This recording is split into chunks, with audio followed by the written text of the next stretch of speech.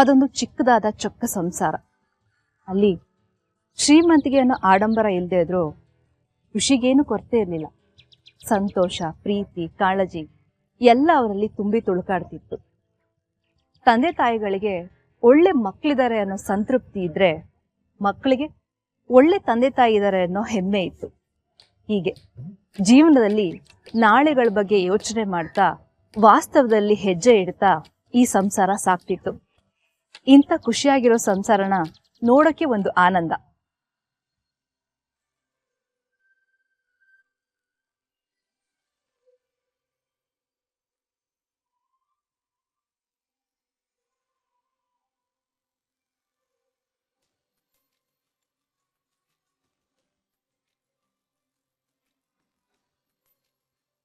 ಹೊಸು, ನಿನ್ ತುಳಸಿ ಪೂಜೆ ಮುಗಿದ್ರೆ ನನ್ಗೆ ಸ್ವಲ್ಪ ತಿಂಡಿ ಕೊಡ್ತೀಯಾ? ನಾನು ಮಾತ್ರೆ ತಗೋಬೇಕು.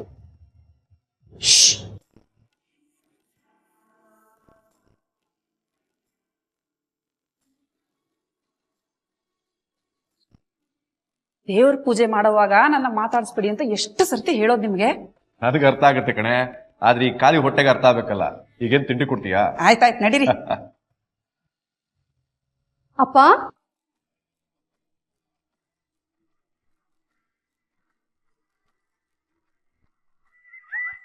ಅಪ್ಪ ಅಮ್ಮ ತೋಳಿ ಪ್ರಸಾದ.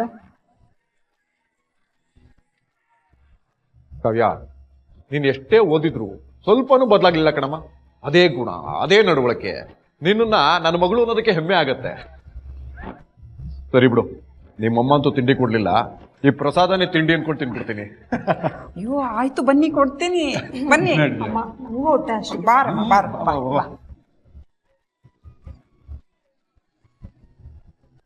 ಅಮ್ಮ, ಸಿಟಿಯಲ್ಲಿ ಇರ್ಬೇಕಾದ್ರೆ ನಂಗೆ ಇದೆಲ್ಲ ತುಂಬಾ ನೆನಪಾಗುತ್ತೆ. ಅಲ್ಲನ್ ತಲೆಗೆಣ್ಣೆ ಯಾರಮ್ಮ ಹಚ್ತಾರೆ. ನಾನಂತೂ ನೀನೊಂದು ತುಂಬಾ ನೆನಪು ಮಾಡ್ಕೊತೀನಿ. ನಾನು ಸೀಬೆಕಾಯಿ ತಂದಿದ್ದೀನಿ, ನೀನ್ ತಿನ್ನು ತಗೋ. ಬೇಡವೇ ಅಕ್ಕ, ನಾನ್ ಮೊದಲು ತಂದಿರೋ ಸೀಬೆಕಾಯಿ. ಇಲ್ಲ ಇಲ್ಲ, ನಾನ್ ಮೊದಲು ತಂದಿಲ್ಲ. ನಾನ್ ತಂದಿರೋದು ನಾನು. ಸರಿ, ಇಬ್ರು ತಿರೋದು ತಿಂತೀನಿ, ನೀವ್ ಜಗಳ ಆಡ್ಬೇಡಿ ಆಯ್ತಾ? ಆರ ಮೊದಲು ತಂದಿದ್ ನಾನೇ. ಇಲ್ಲ, ನಾನ್ ಮೊದಲು ತಂದಿದ್ದು, ಸುಮ್ನಿರೋ. ಸರಿ ಸರಿ, ಅಕ್ಕ ಸ್ನಾನ ಮಾಡ್ಕೊಂಡ್ ಬಂದ್ ತಿಂತಾಳೆ, ನೀವಿನ್ ಹೊರಡಿ. ಸರಿ, ನೀವಿಬ್ರು ಜಗಳ ಮಾಡ್ಕೋಬೇಡಿ. ಪಪ್ಪನೂ ಬರ್ತಾರೆ. ನಾನ್ ಸ್ನಾನ ಮಾಡ್ಕೊ ಬಂದ್ಮೇಲೆ ಇದಕ್ಕೆ ಉಪ್ಪು ಖಾರ ಹಚ್ಚಿ ಎಲ್ಲಾರು ತಿನ್ನೋಣ, ಸರಿ? ಕಾವ್ಯ, ನಿನ್ನಷ್ಟು ತಾಳ್ಮೆ ನನ್ಗಿಲ್ಲಮ್ಮ. ನಿನ್ ಮಾತ್ ಹೆಂಗೆ ಕೇಳ್ತಾರೆ ಇವ್ರಿಬ್ರು? ಹೊಸು, ಅವಳು ನನ್ನ ಮಗಳು ಕಣೆ, ಅದಕ್ಕೇನೆ ಅವಳಿಗೆ ಅಷ್ಟೊಂದು ತಾಳ್ಮೆ. ಎಲ್ಲ ನಂದೇ ಗುಣ, ನಂದೇ ಪುಡಿ ಹೆಚ್ಚು. ಹಾ ಸರಿ, ಓಕೆ ಓಕೆ, ಶೋರ್ ಶೋರ್. ಸರಿ ಸರಿ, ಬರ್ತೀನಿ. ಓಕೆ. ಕಾವ್ಯ, ಯಾರ್ದಮ್ಮ ಫೋನು? ಏನಂತೆ? ಅಮ್ಮ, ನಾನಿವತ್ ನೈಟೇ ಬೆಂಗಳೂರು ಹೊಡ್ಬೇಕಮ್ಮ. ಅಕ್ಕ ಪ್ಲೀಸ್, ಇಷ್ಟು ಬೇಗ ಹೋಗ್ಬೇಡ್ವೆ. ನೀನ್ ಇದ್ದಾಗೆ ಅನ್ಸ್ಲಿಲ್ಲ ಗೊತ್ತಾ. ನೀವ್ ಯಾರು ಬೇಜಾರ್ ಮಾಡ್ಕೊಂಬೇಡಿ. ನನಗೆ ಯಾಕೆ ಫೋನ್ ಬಂದಿತ್ತು ಗೊತ್ತಾ? ಕಾಲೇಜಲ್ಲಿ ಕ್ಯಾಂಪಸ್ ಸೆಲೆಕ್ಷನ್ ಇದೆಯಂತೆ, ನಾನು ಹೋಗ್ಲೇಬೇಕು. ಸದ್ಯ ಒಂದ್ ಒಳ್ಳೆ ಕಡೆ ಕೆಲಸ ಆಗ್ಬಿಟ್ರೆ ಅಷ್ಟೇ ಸಾಕಲ್ವಾ? ಒಳ್ಳೇದಾಗ್ಲಿ ಕಾವ್ಯ, ನೀನ್ ಹೋಗ್ಬಾ. ನಿನ್ ಒಳ್ಳೆ ಕಡೆ ಕೆಲಸ ಸಿಕ್ಕರೆ ಅದೇ ದೊಡ್ಡ ಸಂತೋಷದ ಸಮಾಚಾರ ಅಲ್ವಾ? ಆಮೇಲೆ ನೀನ್ ಬರೋದು ಇದ್ದೇ ಇರತ್ತೆ. ಹೌದಮ್ಮ, ನೀನ್ ಲಗೇಜ್ ಎಲ್ಲ ರೆಡಿ ಮಾಡ್ಕೊ. ರಾತ್ರಿ ನಾನೇ ಬಸ್ಸಿಗೆ ಹತ್ತಿಸ್ತೀನಿ. ರೀ, ಒಳ್ಳೆ ಸಂತೋಷದ ಸಮಾಚಾರನೇ ಬಂದಿದೆ. ಅವಳನ್ನ ಬಸ್ ಸ್ಟಾಪಿಗೆ ಬಿಡಕ್ ಹೋಗೋವಾಗ ನೀವು ಅವಳ ದೇವ್ರಿಗೆ ಇನ್ನೊಂದ್ಸರ್ತಿ ನಮಸ್ಕಾರ ಹಾಕಿಸ್ಕೊಂಡು ಕರ್ಕೊಂಡು ಹೋಗಿ. ಮಾಡಿಸ್ತೀನಮ್ಮ, ಖಂಡಿತ ಮಾಡಿಸ್ತೀನಿ. ಆದ್ರೆ ಅದಕ್ಕೂ ಮುಂಚೆ ಬಸ್ ಟಿಕೆಟ್ನ ರಿಸರ್ವೇಶನ್ ಮಾಡಿಸ್ಬೇಕು. ಜೀವನನೇ ಹೀಗೆ, ಒಂದೊಂದು ತಿರುವಿನಲ್ಲೂ ಒಂದೊಂದು ಆಶ್ಚರ್ಯಗಳನ್ನ ಕಾಯ್ಸಿರುತ್ತೆ. ಹಾಗೆ ಈ ಕ್ಯಾಂಪಸ್ ಸೆಲೆಕ್ಷನ್ ಅನ್ನೋದು ಅವ್ರವ್ರ ಬದುಕಲ್ಲಿ ಅವ್ರವ್ರ ಗತಿಗಳನ್ನೇ ಬದಲು ಮಾಡ್ಬಿಡುತ್ತೆ. ಓದು ಬರಹ ಅಂತ ಅನ್ಕೊಂಡಿದ್ದವರು ಕೆಲ್ಸಕ್ಕೆ ಹೋಗೋದಕ್ಕೆ ಶುರು ಮಾಡ್ತಾರೆ. ಆಮೇಲೆ ಜವಾಬ್ದಾರಿಗಳನ್ನ ತಮ್ಮ ಮೇಲೆ ಹಾಕೊಳ್ಳೋದಕ್ಕೂ ಶುರು ಮಾಡ್ತಾರೆ. ಕೆಲ್ಸಕ್ಕೆ ಹೋದ್ಮೇಲೆ ದುಡಿಮೆ, ಸಂಬಳ ಬರುತ್ತೆ. ಕೈಗೆ ದುಡ್ಡು ಬರ್ತಿದ್ದಾಗೆ ಮನುಷ್ಯ ಬದಲಾಗ್ತಾನೆ. ಮುಂದೆ ಏನಾಗುತ್ತೆ? ಹಾಗಾದ್ರೆ ಕ್ಯಾಂಪಸ್ ಸೆಲೆಕ್ಷನ್ ಇಂದ ನಮ್ಮ ಕಾವ್ಯಾಳ ಬದುಕು ಏನಾಗ್ಬೋದು?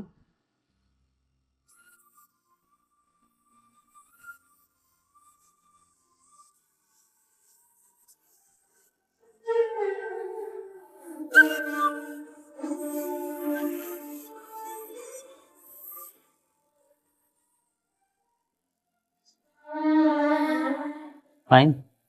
You are selected.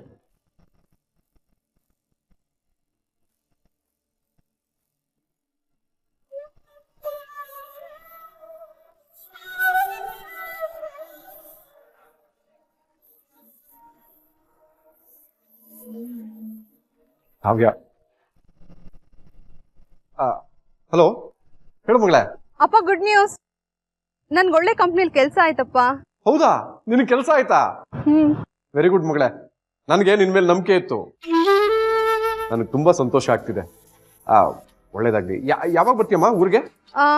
ಅಪ್ಪ ಇನ್ನೊಂದ್ 2 ದಿನ ಮನೆಗೆ ಬರ್ತೀನಿ.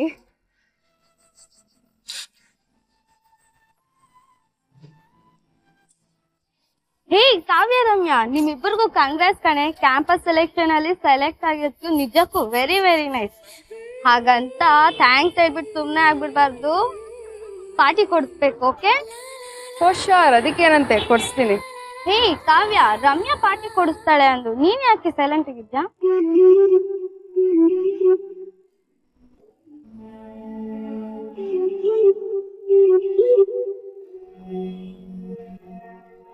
ಕಾವ್ಯ, ಅವರೆಲ್ಲ ಪಾರ್ಟಿ ಕೇಳ್ತಿದಾರೆ ತಾನೆ, ಕೊಡ್ಸ್ತೀನಿ ಅಂತ ಹೇಳು. ಇಲ್ಲ ಕಣೆ, ಅವ್ರು ಕೇಳೋ ಪಾರ್ಟಿ ಕೊಡ್ಸೋಷ್ಟು ದುಡ್ಡು ನನ್ನ ಹತ್ರ ಇಲ್ಲ. ಸರಿ, ನಿಮ್ಮ ಅಪ್ಪಂಗೆ ಫೋನ್ ಮಾಡಿ ನಿನ್ನ ಅಕೌಂಟ್ಗೆ ದುಡ್ಡು ಹಾಕಕ್ ಹೇಳು. ನಮ್ಮಪ್ಪಂಗೆ ಮೈ ತುಂಬಾ ಸಾಲ ಇದೆ. ಈಗ ನಾನು ಅವ್ರಿಗೆ ಫೋನ್ ಮಾಡಿ ದುಡ್ಡು ಕೊಡಿ ಅಂತ ಕೇಳೋದು ಸರಿಯಾಗೋದಿಲ್ಲ. ಫ್ರೆಂಡ್ಸ್ ಎಲ್ಲ ಆಡ್ಕೊಂಡು ನಗ್ಬೋದು, ಆದ್ರೆ ನಮ್ಮಪ್ಪಂಗೆ ಕಷ್ಟ ಕೊಟ್ಟು ನಾನೆಲ್ಲಿ ಪಾರ್ಟಿ ಮಾಡೋದು ಸರಿ ಆಗೋದಿಲ್ಲ. I'm sorry. ಸರಿ ಬಿಡು, ನಾನೇ ದುಡ್ಡು ಕೊಡ್ತೀನಿ, ಆದಾಗ ವಾಪಸ್ ಕೊಡು, ಆಯ್ತಾ? ಬಾ.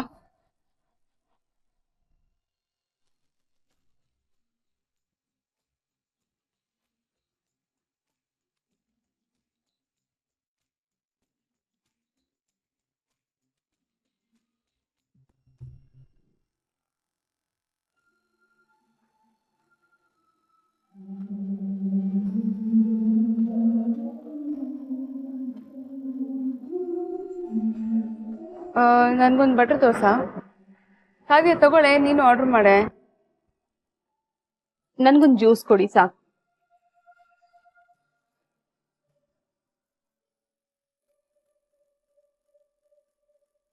ಅಮ್ಮ, ಕಾವ್ಯ, ಇಷ್ಟೊಂದು ಸೊರಗ್ಬಿಟ್ಟಿದೆಯಲ್ಲೇ. ಅಕ್ಕ, ಬ್ಯಾಂಗ್ಳೂರಿಂದ ಏನ್ ತಂದೆ? ಇದು ನಿಂಗೆ, ಇದು ನಿಂಗೆ. Thank you. ಸಾರಿ, ಚಾಕ್ಲೇಟ್ ಬಿಟ್ಟು ಬೆಂಗಳೂರಿಂದ ಇನ್ನೇನು ತರಕ್ಕಾಗ್ಲಿಲ್ಲ. ಅಕ್ಕ, ಇನ್ಮೇಲೆ ನಿಂಗೆ ಸಂಬಳ ಬರುತ್ತಲ್ವಾ, ಅವಾಗ ನಾವು ಕೇಳಿದೆಲ್ಲ ಕೊಡಿಸ್ತೀಯಾ? ಮೊದಲು ಅಪ್ಪಂಗೆ ಅವ್ರು ಮಾಡಿರೋ ಸಾಲದಿಂದ ಮುಕ್ತಿ ಕೊಡಬೇಕು, ಆಮೇಲೆ ಮಿಕ್ಕಿದ್ದೆಲ್ಲ.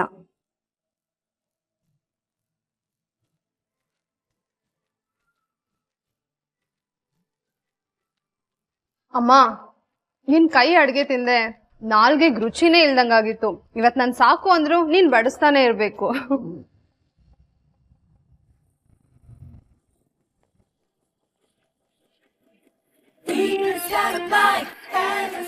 ರಾಜು ಬಾಬಾ ಬಂದ್ರು, ರಾಜು ಬಾಬಾ ಬಂದ್ರು.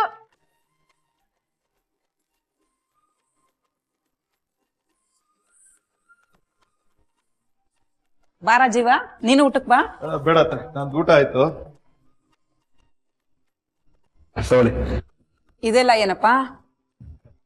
ಅದು ನಮ್ ಕಾವ್ಯ ಸೆಲೆಕ್ಟ್ ಆಗಿರೋ ಖುಷಿಗತ್ತೆ. ಕೊಡಿ ಎಲ್ರಿಗೂ.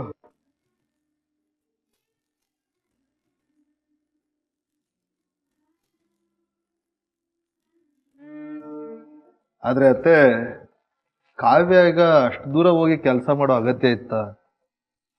ಇಷ್ಟು ವರ್ಷ ಅವಳು ಕಷ್ಟಪಟ್ಟು ಓದಿದ್ದು ಸಾರ್ಥಕ ಆಗ್ಬೇಕಂದ್ರೆ ಅವಳು ಹೋಗ್ಲೇಬೇಕಲ್ಲಪ್ಪ. ಅದು ಅಲ್ಲದೆ ಅವ್ರಪ್ಪ ಮಾಡಿರೋ ಸಾಲಕ್ಕೆ ಅವಳು ಹೆಗಲು ಕೊಡ್ಬೇಕಲ್ವಾ? ಅದೆಷ್ಟಿದೆಯೋ ನಾನ್ ಕೊಡ್ತೀನಿ ಅಂದ್ರು ನೀವು ಕೇಳಲ್ಲ. ಸಾಲ ತೀರ್ಸೋಕ್ಕೋಸ್ಕರ ನಮ್ ಕಾವ್ಯನ್ನ ಅಷ್ಟು ದೂರ ಕಳಿಸ್ಬೇಕಾತೆ? ಇಲ್ಲ ಮಾವ, ಅಪ್ಪ ಮಾಡಿರೋ ಸಾಲನ ನಾನ್ ತೀರಿಸ್ಲೇಬೇಕು. ಅದಕ್ಕೋಸ್ಕರನಾದ್ರೂ ನನ್ ಕೆಲ್ಸಕ್ಕೆ ಹೋಗ್ಲೇಬೇಕು. ನೀನಂತೂ ಬಿಡು, ಸ್ವಾಭಿಮಾನದ ವಿಷಯ ಬಂದ್ರೆ ಮಾವಂದೇ ಪಡಿಯಚ್ಚು. ಬಾವಾ, ಇವತ್ ನಿಮ್ ಬೈಕಲ್ಲಿ ಇವತ್ ನಮ್ಗೆ ರೌಂಡ್ ಓಡಿಸ್ತೀರಾ? ರೌಂಡ್ ಓಡಿಸ್ಬೋದಾಗಿತ್ತು, ಆದ್ರೆ ಕಾವ್ಯ ಅಪರೂಪಕ್ಕೆ ಸಿಕ್ಕಿದಾಳಲ್ಲ, ಅವಳಿಗೆ ಇವತ್ತು ರೌಂಡ್ಸ್.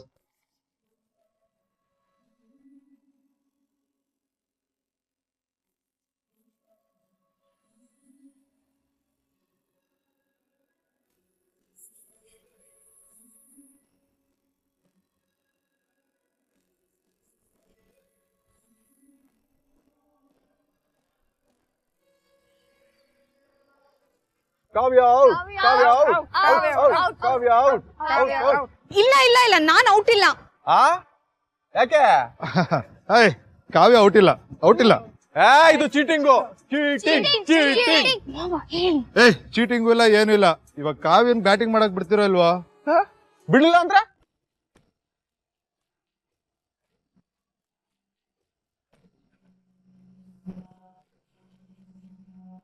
ಬಿಟ್ಟಿಲ್ಲ ಅಂದ್ರೆ ನಾ ಮನೆಗೆ ಹೋಗ್ತೀನಿ. ನಮ್ ರಾಜ ಬಾವಂಗೆ ಅಕ್ಕನ್ ಕಂಡ್ರೆ ಲವ್ ಅನ್ಸುತ್ತೆ.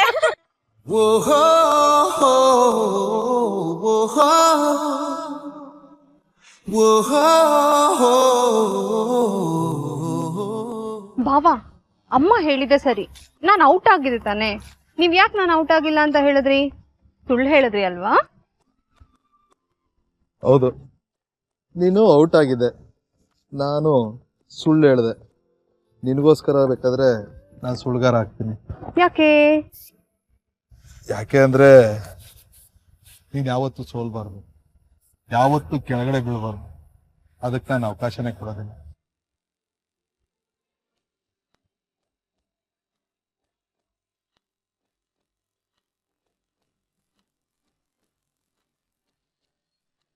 ಕೆಲಸ ಸಿಕ್ಕಿದ ಖುಷಿಯಲ್ಲಿ ಮಂಗಳೂರಿನ ತನ್ನ ಮನೆಗೆ ಬರುವಂತ ಕಾವ್ಯ ತನ್ನ ತಂದೆ, ತಾಯಿ, ತಮ್ಮ, ತಂಗಿ ಮತ್ತು ರಾಜೀವ್ ಮಾಮ ಇವರೆಲ್ಲರ ಜೊತೆ ಖುಷಿಯಿಂದ ಕಾಲ ಕಳೀತಿರ್ತಾಳೆ. ಕೆಲಸದ ಒತ್ತಡ ಇರೋದ್ರಿಂದ ಅವಳು ಮತ್ತೆ ಬೆಂಗಳೂರಿಗೆ ವಾಪಸ್ ಬರಬೇಕಾಗತ್ತೆ. ಒಂದು ಪಿಜಿಲಿ ಇತ್ಕೊಂಡು ಅವಳು ಕೆಲಸಕ್ಕೆ ಹೋಗೋದು ಬರೋದು ಮಾಡ್ತಿರ್ತಾಳೆ. ಅವಳ ಜೊತೆ ಅವಳ ಫ್ರೆಂಡ್ ರಮ್ಯಾನೂ ಇರ್ತಾಳೆ. ರಮ್ಯಾನ ಕೆಲವೊಂದು ಫ್ರೆಂಡ್ಸ್ ಕಾವ್ಯನ್ಗೂ ಪರಿಚಯ ಆಗ್ತಾರೆ. ಹೀಗೆ ಖುಷಿ ಖುಷಿಯಾಗಿ ಕಾಲ ಮುಂದೆ ಹೋಗ್ತಿರುತ್ತೆ.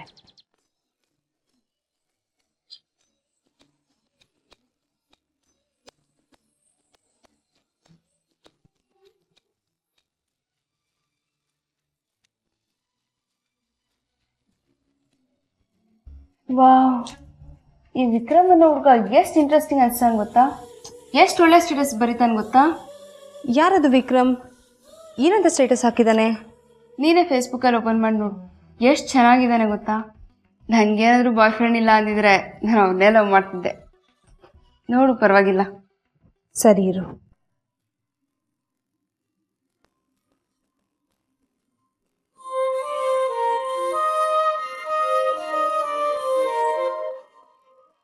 ವಾವ್, ಎಲ್ಲಿ ನಾರಿ ಪೂಜಿಸಲ್ಪಡುತ್ತಾಳೋ ಅಲ್ಲಿ ದೇವತೆಗಳು ನೆಲೆಸಿರುತ್ತಾರೆ. Nice lines. ಎಷ್ಟು ಚೆನ್ನಾಗಿದೆ ಸ್ಟೇಟಸ್. ಇದಕ್ಕೆ ನಾನು ಒಂದು ಕಾಮೆಂಟ್ ಹಾಕ್ತೀನಿ. Nice lines.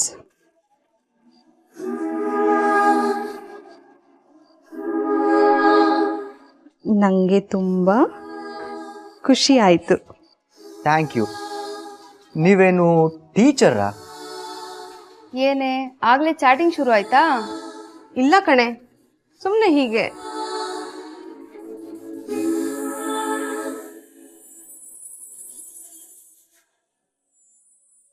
ಇಲ್ಲ, ಸಾಫ್ಟ್ವೇರ್.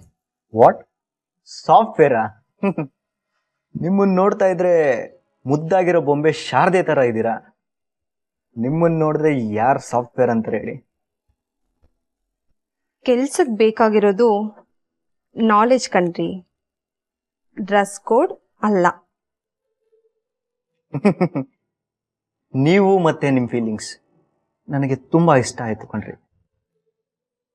ಅದಕ್ಕೆ ನನ್ನ ಕಡೆಯಿಂದನೂ ಥ್ಯಾಂಕ್ಸ್.